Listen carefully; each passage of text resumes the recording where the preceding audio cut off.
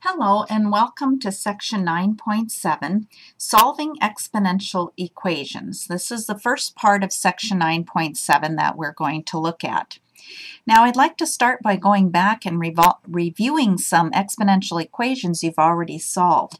In section 9.3, you looked at a few equations that looked like this. For example, 3 to the x equals 9.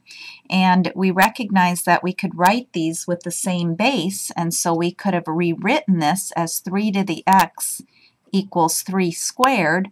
And if the bases are the same, then we can say that the exponents must be equal in order for it to be a true statement. And so this is the simplest way to solve an exponential equation.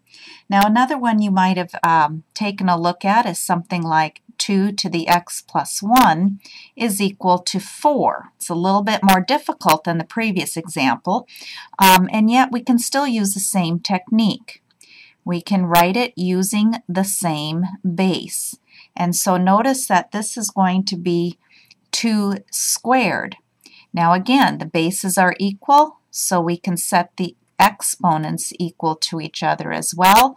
And if we subtract 1 from both sides, x is going to equal 1 in this particular case. So if we can write an equation where we can have the same base on both sides, that would be the easiest way to solve an exponential equation. Now, unfortunately, we're going to find equations that are not going to have the same basis. So what do we do in those particular cases? Now, there are different ways this can be done, but I'm going to focus on a strategy that is familiar to you in that we will be doing the same thing to both sides of the equation. To do that, we're going to talk about a property that will help us with solving exponential equations, and that's the logarithmic property of equality, which says that if we let a, b, and c be real numbers such that log base b of a and log base b of c are also real numbers, and of course b is not equal to 1, then if log base b of a is equal to log base b of c, this can be true if and only if a equals c. Now sometimes we write if and only if in a shortcut way of IFF, so that you might see that written sometimes, especially in geometry.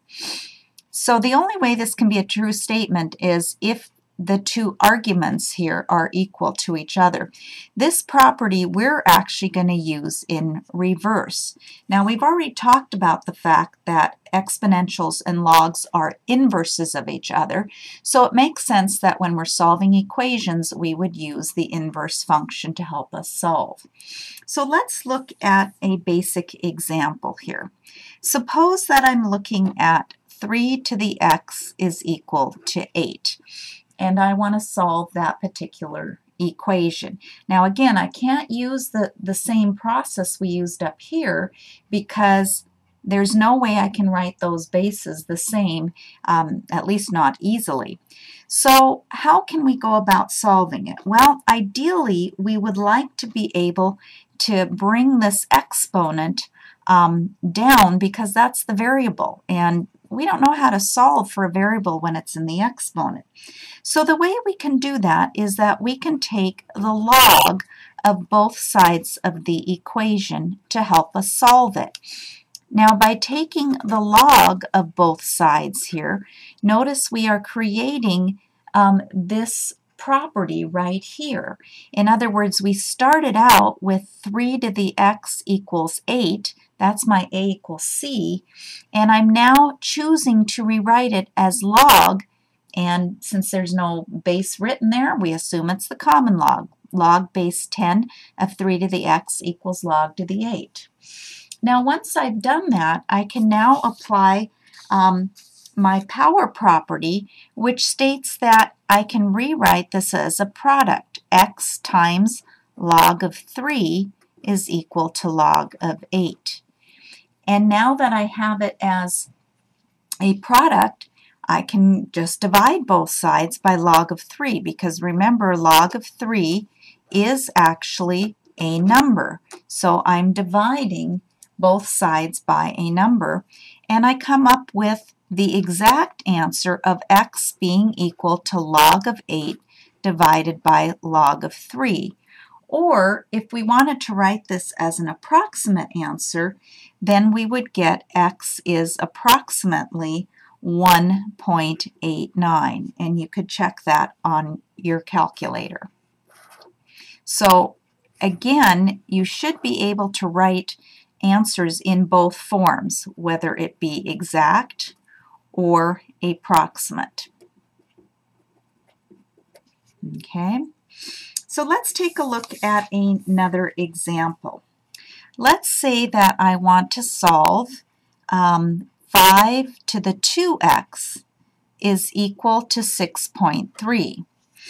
Again, there's no way that I can write that as the same base. Again, the right-hand side is actually a decimal.